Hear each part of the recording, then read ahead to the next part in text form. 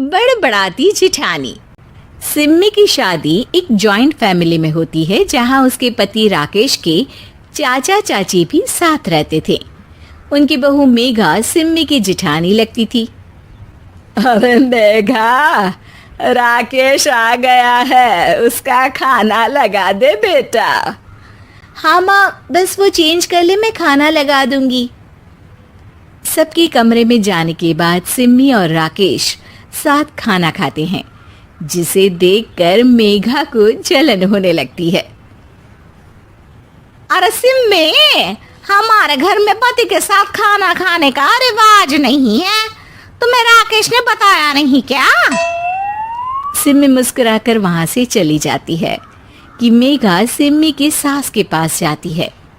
अरे चाची जी, राकेश भैया तो सीधे हैं, कछु नहीं बोलते, कछु नहीं समझते, लेकिन आप तो सयानी है ना। अब देखिए, साथ बैठकर खाती है भैया के, कुछ झूठा मीठा उसका भैया के पेट में चला जाए तो सिम्मी को तो पाप लगेगा ना, पाप। सिम्मी मेघा की बात सुन लेती है लेकिन कुछ नहीं बोलती। अगले दिन, सिम्मी, मैं मुंबई जा रहा हूँ, तुमको चलना है तो साथ चलो। मेघा राकेश की बात सुनती है और सीधे सिम्मी की सास के पास जाती है। अरे चाची, अरे चाची। अरे मेघा, क्या हो गया? बहुत परेशान लग रही है, सब ठीक तो है ना?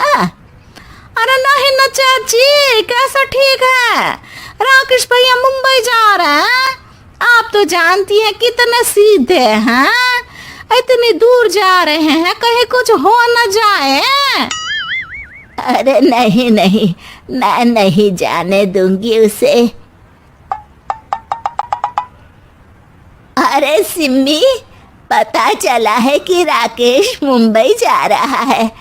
ना बेटा ना, वो नहीं जा सकता। अरे माँ, उन्हें ऑफिस के काम से जाना था, लेकिन आपको तो पता है ना, उन्हीं दिनों मेरे मायके में शादी है, तो वो अपनी जगह किसी और को भेज रहे हैं। अच्छा अच्छा, तो फिर ठीक है।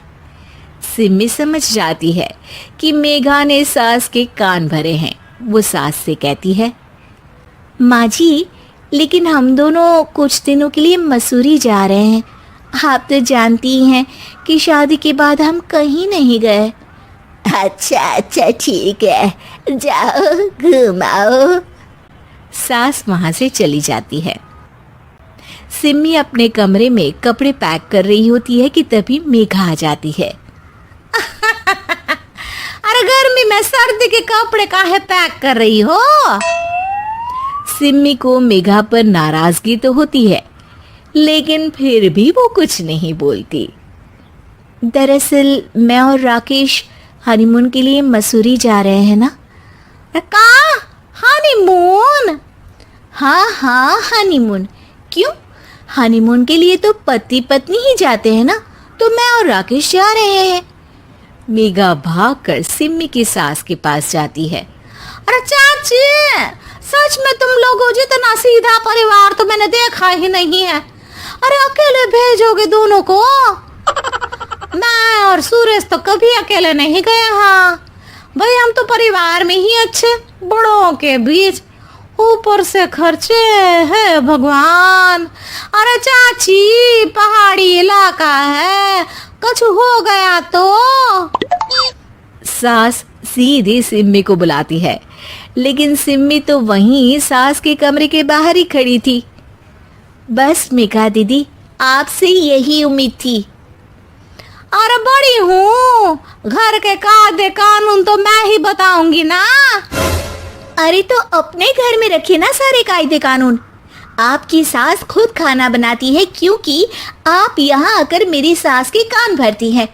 आपका पति हमेशा खुद खाना लेकर खाते हैं, क्योंकि आप मेरे घर में ये देखने के लिए बैठी रहती हैं कि मैंने और राकेश ने साथ खाना खाया तो खाया कैसे। मेघा दीदी, आप अपने घर और घर वालों का ख्याल रखिए। मेरे घर में ज़्यादा घुसने की ज़रूरत नहीं है।